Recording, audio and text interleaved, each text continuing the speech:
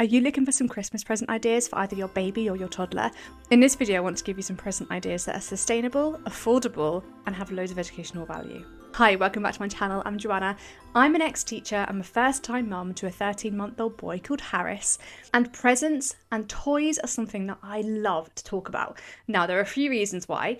First of all, I'm an ex-teacher. I love finding toys that are fun because I really do believe that children learn through play, but I love to find toys that are going to help him develop, but also toys that I know can be used in loads of different ways. For me, even something as simple as a pom-pom is an amazing object because there's so much you can do with a pom-pom, so many games you can play. Now, some of the toys that I've chosen in this video fall under three main categories. First of all, affordability. Now, I'm not here to influence you. I'm not going to link in my Amazon shop front and try and sell you loads of stuff. We're in a cost of living crisis. People don't have much money to spend on presents. You can give really good presents that don't come at a high price point that can be used for a long time. My second criteria is that they're going to be developmentally beneficial. This means that they're going to be toys that you can use in loads of different ways that are going to help all sorts of skills like fine motor skills, language, learning about colours and shapes, imagination or teamwork. My third criteria is about sustainability and being environmentally friendly. I really believe in second-hand toys, second-hand clothes, because listen, everything that you need in the world is already there. I'm going to talk about wooden toys, we're going to talk about second-hand, and the toys that I recommend in this video go way beyond just an exciting present. They really should be able to be used for years, and I would recommend them to my friends and family. First up, environmentally friendly. So I've got a few different wooden toys that I'm showing here. First of all, I've got a little walker. I got this on Facebook Marketplace for about 15 or 20 pounds. This is great because it's wooden, it's really sturdy, and there are loads of different toys that are great for fine motor skills, logic and reasoning, animal identification, colours. There's loads that I can list off. I've also got wooden jigsaws. I've received some as gifts, but also I buy these whenever I see them in charity shops. Jigsaws are great to talk about logic, reasoning, problem solving, also shapes, colours, pictures, and it can also really help language development as well. This is one of my absolute favourite toys. I got this in a charity shop. It's like a wooden pegboard thing that you overlay pictures of. You can place all these little wooden beads on and these different shapes to create a picture, or you can remove the picture and just DIY. I've got little shape overlays as well, so this is great when your child hits 4 or 5 years old, and I can talk about trapeziums and squares and semicircles. I got this out the other day for the first time and Harris really enjoyed it. It held his attention for a long time, which is pretty hard for a 13-month-old. I've also got a few different musical instruments as well. These are great because music really does help brain development and learning. Number 2, interactive and musical toys. So I've already spoken about musical instruments. Harris actually got for his birthday a recorder, which for a 13-month-old is a little bit advanced, but it is great fun and he does love just blowing on it and pressing the buttons. I actually gave Harris his dad's old keyboard.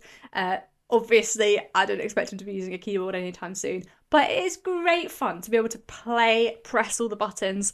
It is an absolute hoot, but I must admit, it did give me a bit of a headache. Other interactive toys, I've got this dog that labels different parts of the body, which is really important for language and bodily autonomy and boundaries. But it also sings, it lists off the ABCs, it does loads of things. It goes from 0, 1 to 3. Each of those different numbers correlates to a different developmental stage. For instance, it'll be like, this is my ear, and then it'll be like, this is my red ear, and then it'll be like, can you find my green foot? It takes up a level of complexity every time. Another interactive toy, I've got this crawl ball. This is great for babies who are just starting to get in the move. This crawl ball rolls, so it tries to encourage babies to move and reach and therefore hopefully crawl and roll. And another classic baby toy is an activity table or activity centre. We were gifted this from a family member who actually got it secondhand from Facebook Marketplace. It's in great condition, it has had lots of use, and he still loves playing with it because it's great for motor skills. Some of these toys, like the crawl ball, might be a little bit more limited in terms of how long your baby will use it for, but you can always resell it on Facebook or donate it or give it to charity. My third type of gift, personalised gifts. This is a classic for your baby's first Christmas, or just to be able to give a gift each year that acts as a little keepsake. So for Harris's first Christmas, Harris was gifted this beautiful jumper. He has now sadly grown out of it. This was in a 1-year-old size, so he was 2 months old when he got it. It was quite big at the time. You can get these made on places like Etsy, but actually my sister-in-law, she bought this and then her sister embroidered it. So it was a nice family gift and it's a really special one and it will act as a keepsake forever. I'd really recommend something like this for baby's first Christmas. On a similar note, you can also have things like embroidered blankets. So this is a lovely first Christmas present. This was gifted to us when Harris was born, and it has his name embroidered, and it's got sunshines because I love the song You Are My Sunshine. This was from our auntie in America who made this by hand. It is such a special gift. My fourth category is practical but cute gifts. So it's Christmas. We obviously need Christmas pajamas.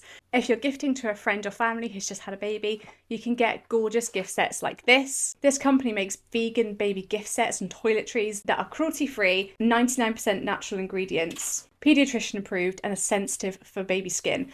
They smell amazing. You can get gift sets that have things like get bubble baths, massage oils, and baby massage is something that's so good when your baby's small. Nala's baby also kindly gifted a lovely baby towel. Things like this are also great because they're practical.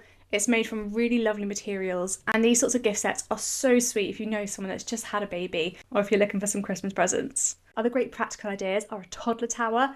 This toddler tower we got for Harris's birthday, and it has had so much use. I'd only really recommend it for when your baby can start to stand and is quite sturdy, but it really helps because they get so involved, and the amount of skills that they can learn through getting involved, helping to chop, cook, clean, even just splashing, washing dishes. They have so much fun and they get so many skills from it. I've got a little wooden baby knife. This is great because it's really easy for him to hold. He just pushes and sort of rocks it, so he can chop soft things like bananas, melons. Number 5, let's talk developmental toys. These sort of toys I absolutely love because they can last a long time, and if you know how to use them well, you can get so much wear and use out of them. If you've got a young baby, you can get baby a play gym. These are great because it gives them things to aim for, reach for, to try and encourage rolling and moving. So there are loads of things that they can look at, different colours and patterns. There are a plethora of different types of baby gym. Other developmental toys, this is an absolute staple. It can be used from when baby is learning to reach and grasp and hold, trying to push things through. So this is really good for younger babies to try and put things in here. And when they're a little bit older, more like Harris's age, they can start to try and put things through the holes. It does take a bit of trial and error, but it's great for logic and reasoning, and it's great for fine motor skills. And it's raw, and obviously it's very helpful for shape recognition and at some point letter recognition as well. A developmental toy that I have really wanted and I'm going to give him for his Christmas is a busy board. Now, I haven't bought a busy board. I'm going to try and make my own. This is a little wooden tray that some of his wooden toy instruments came in, but I'm in the process of upcycling it, and I've attached a zip. So I'm going to put things like buttons on and strings, laces, all these sorts of things, so that when he's a little bit older, this can help him get dressed and do things a little bit more independently. You can buy these sorts of things. I know there are loads of busy board books or busy boards, so much out there, but I'm going to try and make my own. I actually bought loads of things like this, buttons, felt, and I bought them from Home Bargains, so I'm just doing it myself. Other great toys are bricks and blocks. I have some wooden ones that I got from Facebook Marketplace, I think for £2 or something. But this one's great because the little lid actually has different shaped holes. Not only does it help for building, but it's also great because you can easily make different games up where you do lots of sorting activities. Can you sort all of the squares or the cubes? Can you sort all of the yellow blocks and the red blocks? And later on down the line, you can do lots of maths play and use them as manipulatives. So there's so much longevity in something as simple as a block. Another great developmental toy, stacking cups. They're great for building, knocking down, for colour recognition, and also problem solving, trying to understand bigger than, smaller than, trying to sort out in order which is the biggest, which is the smallest. Again, there's quite a lot of longevity that you can get from a toy like this. And the last toy, books. Now, if you've got a young baby, it can be sort of sensory books, the sort of cloth ones. When they're a little bit older, it can be board books, and then you can move into picture books. Remember, guys, there is also a library. Don't invest too much money in books because you can get them for free. So those are my top rated gifts that I would absolutely be getting. So when you're buying your Christmas gifts this year, don't worry about getting them too much, especially the younger they are. They really don't even know what's going on. If you've got friends and family who want to give a gift to your child, for the first baby in the first year or two of their life, you can coast off of other people's presents. But buying second-hand or pre-loved gifts is a really great habit to get into. And I really do think that if you speak about these ideas with your child, especially as they get older, we can really try and avoid overconsumption, and also try to get our children to enjoy this idea of getting gifts, but also giving gifts, because there's so much good that can come from buying secondhand, reduction of plastic demand, but also just this idea of giving and sharing.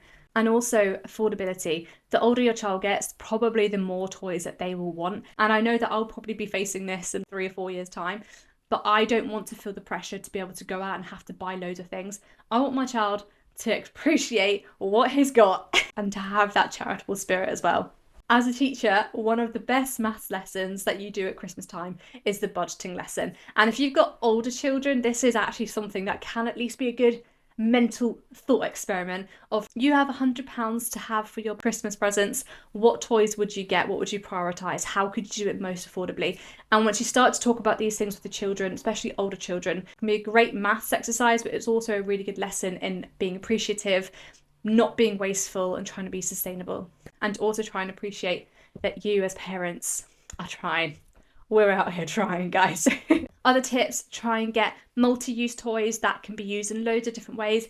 Even like something like pom-poms, lollipop sticks, they can be used for a long time, loads of different ideas. So try and find multi-use toys that aren't just one-hit wonders and will be used for a week or two and then forgotten about. And if you can find toys that will have a lot of wear and tear and will last a long time, like wooden toys, then really do go for it. A lot of them can be found in charity shops. It doesn't have to be expensive. I hope you've liked this video. Please do give me a like if you have. Subscribe to see some more.